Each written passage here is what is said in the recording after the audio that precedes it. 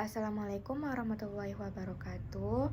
Saya Atika Zahra dari kelas 10-2. Di sini saya akan membuat video ulangan harian mengenai penilaian sumatif 1. Silakan disimak videonya. Soal yang pertama. Lengkapilah perbandingan trigonometri berikut dengan perbandingan sisi segitiga yang sesuai. Jadi ini kan sudut siku-sikunya. Sudut siku-siku berarti di depannya yaitu garis miring atau yang disebut dengan hipotenusa. Yang garis CB-nya ini adalah depan, yang garis BA adalah samping. Jadi perbandingan sin A, cos A, dan tan A yaitu kita pakai dengan demi, sami, desa.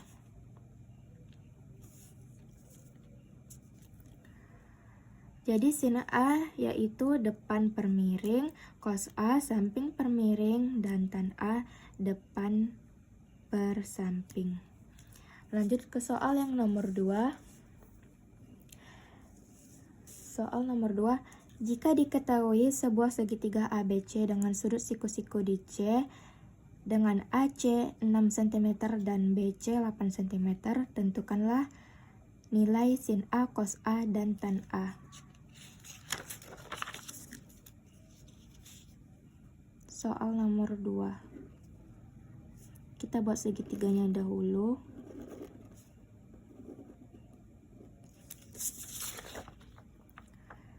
Sudut siku-siku di C berarti di sini A, di sini B. Yang ini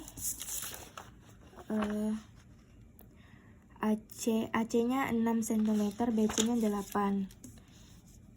BC-nya 8 cm, AC-nya 6 cm. Yang ini garis miring, yang ini depan, dan yang ini samping.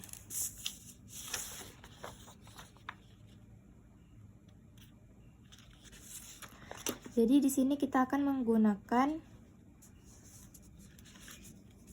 rumus teorema Pythagoras. Jadi AB kuadrat sama dengan BC kuadrat ditambah AC kuadrat sama dengan BC kuadrat yaitu 8 cm. 8 kuadrat ditambah AC-nya yaitu 6 kuadrat sama dengan 8 kuadrat sama dengan 64 ditambah 6 kuadrat sama dengan 36. AB kuadrat sama dengan 100. Karena masih kuadrat, jadi kita mau hilangkan kuadratnya yaitu dengan cara diakarin. Berarti akar dari 100 adalah 10. Baru di sini kita buat perbandingannya. Perbandingan sin, cos, dan tan. Sin berarti D per mi, cos berarti sa per mi, dan tan berarti D per sa. Ini karena kita jawaban AB-nya sudah dapat 10, berarti AB-nya itu 10, berarti tinggal kita isi. Depannya yaitu 8 per miring, miringnya 10.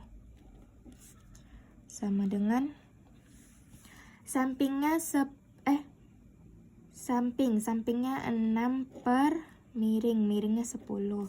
Sama dengan D-nya 8 per sampingnya 6 per 6. Jadi inilah jawaban dari soal nomor 2. Lanjut kita ke soal yang ketiga. Lengkapilah isi tabel di bawah ini dengan nilai perbandingan trigonometri sudut istimewa. Jadi di sini kita tinggal mengisi tabelnya dengan hafalan kita yang kemarin di kelas 10.2, yaitu sin 0 derajat sama dengan 0, sin 30 derajat sama dengan 1/2, sin 45 derajat sama dengan 1/2 akar 2, sin 60 derajat sama dengan 1/2 akar 3, sin 90 sama dengan 1. Cos 0 derajat sama dengan 1, cos 30 sama dengan cos 30 derajat sama dengan 1/2 akar 3, cos 45 sama dengan 1/2 akar 2, cos 60 sama dengan 1/2, dan cos 90 sama dengan 0. Tan 0 derajat sama dengan 0, tan 30 derajat sama dengan 1/3 akar 3, tan 45 derajat sama dengan 1, tan 60 derajat sama dengan akar 3, tan 90 sama dengan TD.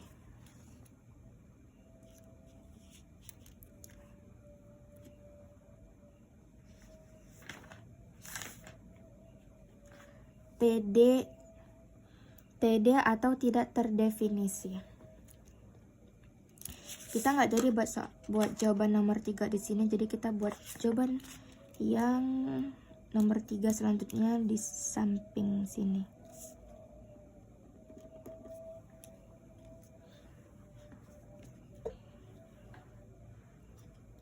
Berdasarkan data tabel di atas, tentukanlah sin 45 ditambah cos 45. Ini yang A. Sin 45 sama dengan 1/2 akar 2, karena satunya ini tidak ditulis, jadi kita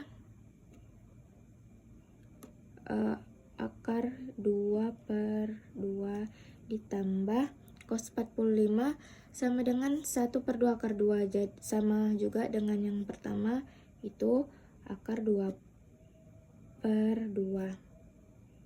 Jadi tinggal ditambah, karena tidak ditulis jadi satunya ini tetap ditambah, berarti 1 tambah 1 sama dengan 2 akar 2/2. Jadi tinggal dicoret 2 sama 2 nya, jadi hasilnya yaitu tinggal akar 2. Sorry kalau mereng Bu Benti. Soal yang B, cos 30 sama dengan akar 3/2 ditambah sin 60. Sin 60 sama dengan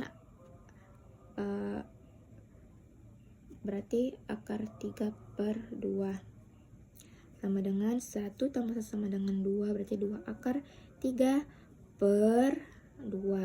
2 nya coret, berarti sisanya akar 3. Baru yang C, sin 30 derajat sama dengan 1/2 ditambah cos 60 derajat sama dengan 1/2 ditambah tan 45 sama dengan 1. Setengah tambah setengah 1 ditambah 1, berarti setengah tambah setengah tadi 1 tambah 1 sama dengan 2. Inilah jawaban nomor 3. Sekarang lanjut ke pertanyaan soal yang keempat. Lengkapilah titik-titik di bawah ini. Sudut elevasi adalah besar sudut dari garis horizontal ke atas.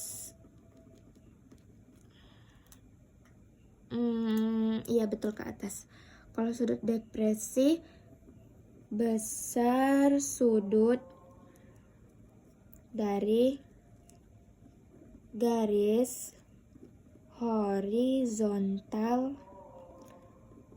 ke bawah, atau kalau bisa digambarkan yang A itu sudut elevasi, besar sudut dari garis horizontal ke atas. Kalau yang B sudut depresi, besar sudut dari garis horizontal ke bawah.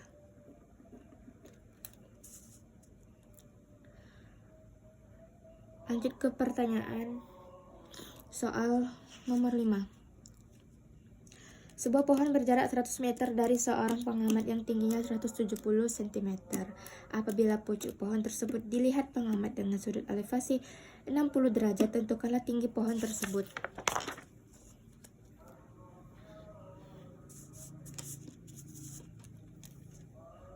Nomor 5.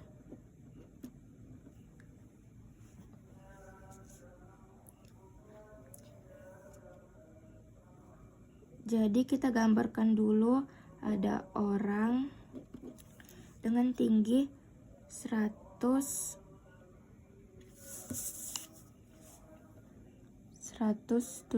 cm.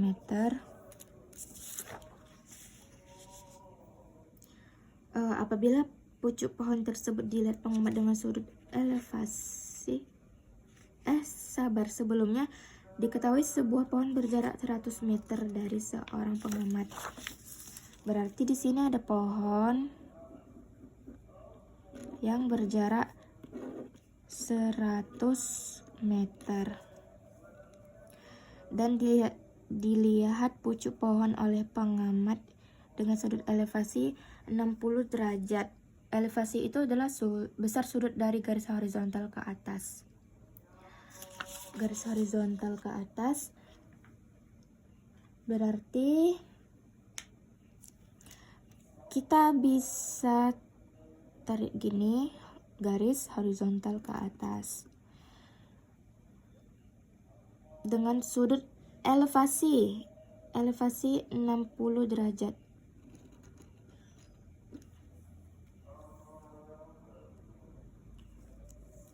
Karena cm ke meter itu, jadi kita harus ubah dulu biar sama. Jadinya ini bukan 170 lagi, 1,7 meter.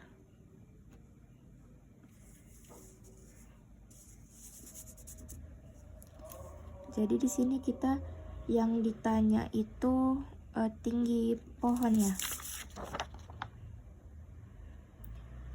Tinggi pohon. Jadi kita menggunakan tan 60. Tan 60 derajat sama dengan akar 3.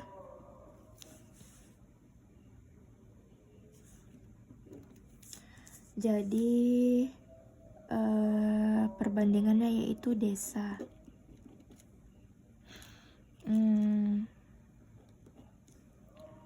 Desa depannya itu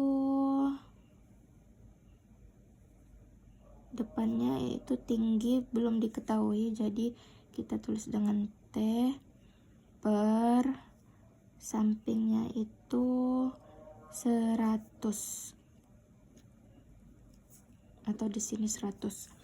Jadi kita kalikan 100 kali akar 3 sama dengan 100 akar 3. Jadi inilah jawaban soal nomor 5.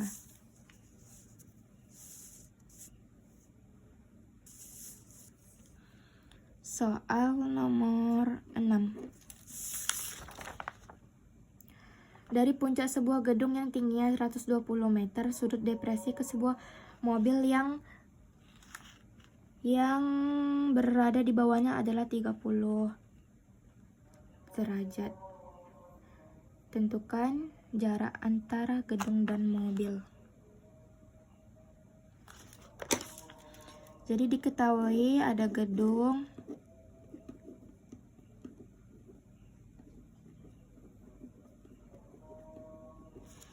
Ada gedung yang tingginya 120 meter.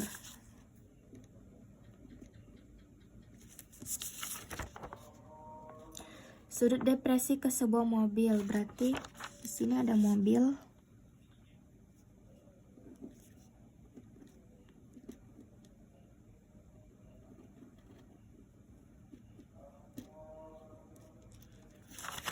Ada mobil yang berada di bawahnya adalah 30. Sudut depresi ke sebuah mobil yang berada di bawahnya adalah 30. Sudut depresi yaitu besar sudut dari garis horizontal ke bawah. Sudut depresinya 30 derajat. Karena sudut siku-siku itu besarnya adalah 90, jadi 90 dikurang 30 yaitu 60 derajat. Jadi di sini kita bisa menggambarkannya lagi. Yang ini jarak mobil. Kita bisa menggambarkannya lagi menjadi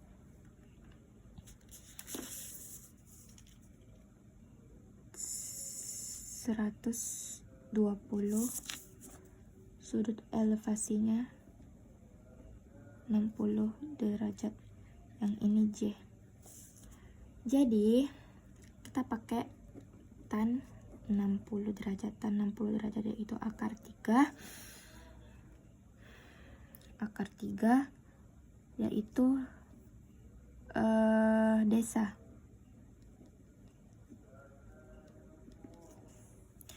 Berarti ini di depan sudutnya ini, berarti di sini depan, yang garis yang ini miring, yang ini samping. Berarti J per sampingnya itu 120. 120 kali 3 sama dengan 120 akar 3. Inilah jawaban soal nomor 6. Lanjut ke soal nomor 7.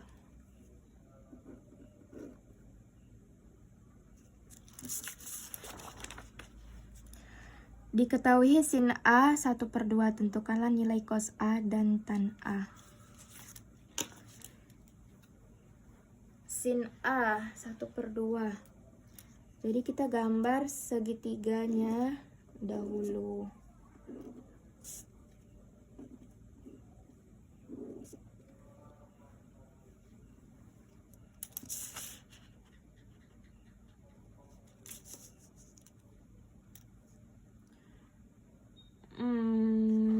Berarti di sini sin itu demi, berarti di sini 1, di sini 2. Sisanya kita belum ketahui, jadi kita menggunakan rumus teorema Pythagoras.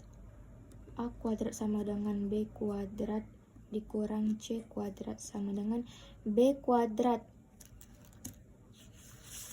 Kita belum buat ininya ya. Berarti B-nya di sini,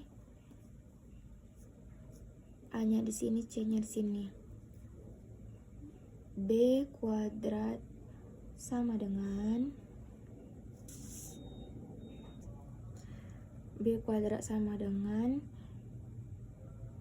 2 kuadrat dikurang 1 kuadrat. A kuadrat sama dengan 2 kuadrat itu 4 dikurang 1 kuadrat sama dengan 1. A kuadrat sama dengan 3 karena kita harus menghilangkan kuadratnya, jadinya 3-nya itu kita akarkan.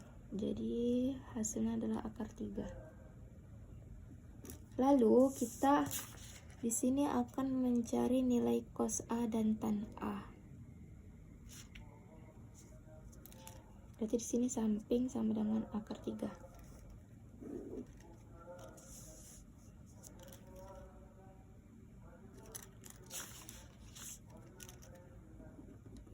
sin sama dengan demi,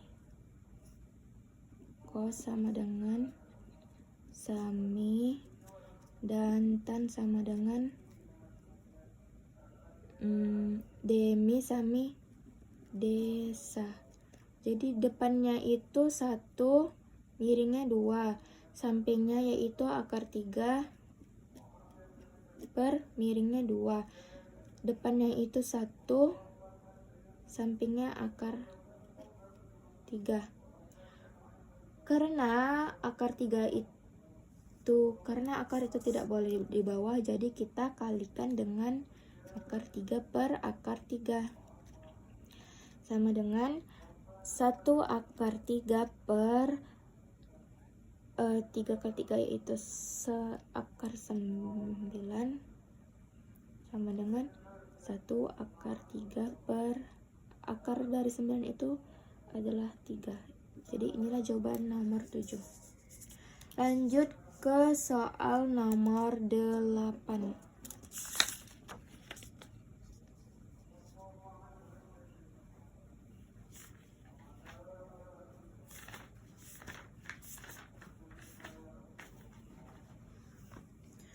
Lengkapilah tabel berikut dengan tanda plus atau minus. Jadi di kuadran 1 itu semua isinya adalah plus.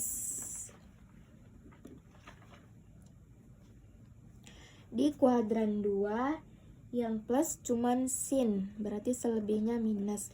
Dan di kuadran 3 yang plus itu cuman tan, berarti selebihnya minus. Dan di kuadran 4 yang plus itu cos, berarti sin dan tan minus. Berdasarkan tabel di atas, tentukanlah nilai perbandingan trigonometri pada sudut berikut.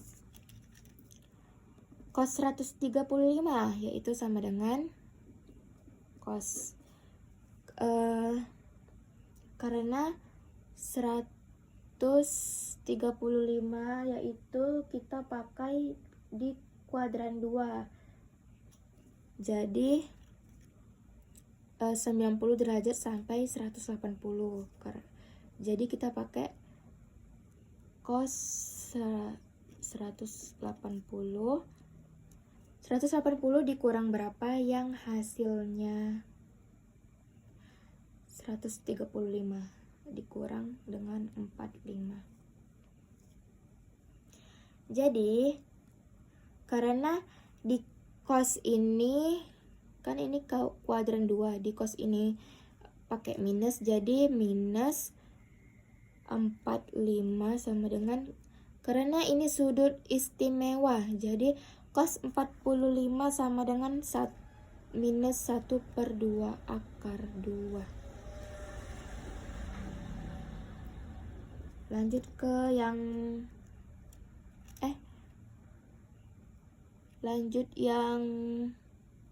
B.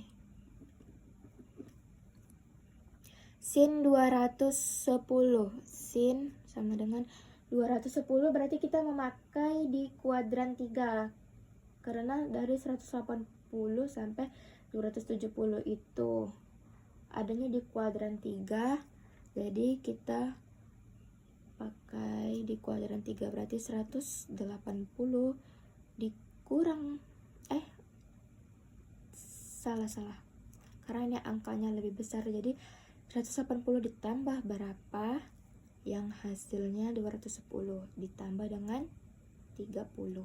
Jadi karena di sin kuadran 3 itu minus, jadi kita pakai minus 30 karena 30 ini sudut istimewa, berarti sin 30 sama dengan 1/2 minus 1/2. Lanjut ke yang C, sama dengan cos sama dalam kurung kita pakai yang di kuadran 4, berarti 360 ditambah berapa yang hasilnya 405 ditambah dengan 30. Salah ding, 160, 70, 80, 90, 100, berarti 45. Aduh, bolong. 45, berarti sama dengan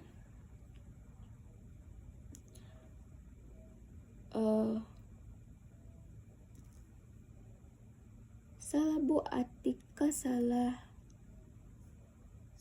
buat.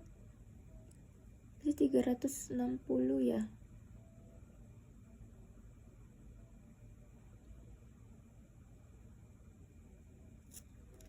Ulang. Atika nggak fokus. Jadi ini yang C ya Bu. C sama dengan cos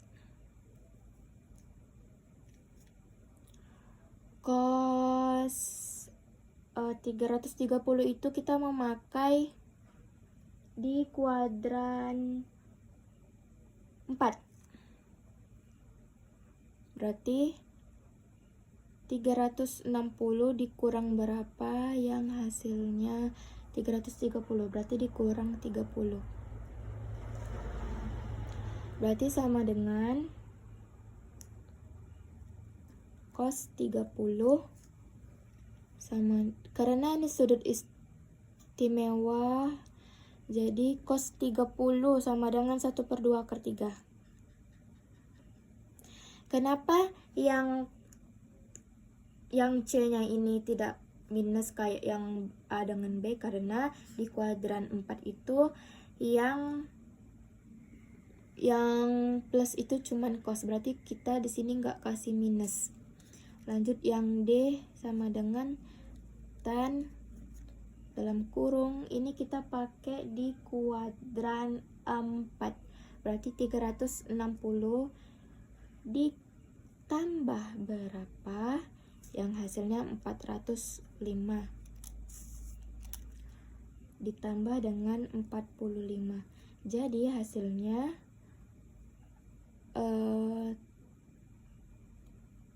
tan 45, karena ini istimewa, jadi tan 45 sama dengan 1, karena di tan kuadran 4 ini adalah minus, jadi ini kita kasih minus.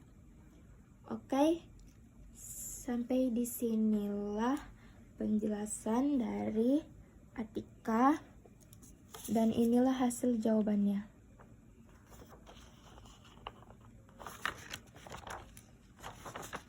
Ini nomor 2, nomor 5, nomor 6, nomor 7, nomor 8 di sini ya, Ibu.